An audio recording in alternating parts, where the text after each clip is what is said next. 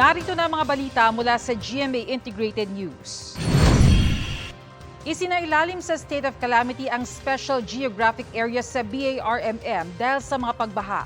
Aabot sa 27 barangay na dating sakop ng Cotabato ang nalubog sa baha. Ayon sa Pag-asa, sa ngayon, hanging habagat at trough ng LPA ang nakaapekto sa bansa. Base sa datos ng Metro Weather, hanggang gabi inaasahan ng mga pag-ulan sa Luzon. Uulanin din ang halos buong Visayas maging sa ilang bahagi ng Northern Mindanao at Surigao provinces. Mataas din ang tsansa ng ulan sa Metro Manila. Narito naman ang iba pang balitang binabantayan ng GMA Integrated News. Sa Free and Open Indo-Pacific Region, binigyang diin ni Foreign Affairs Secretary Enrique Manalo sa UN General Assembly.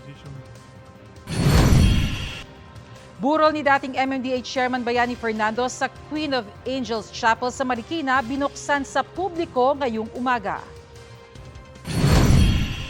At Masbate, niyanig ng magnitude 4.1 na lindol, intensity 2, naitala sa Calbayog, Samar.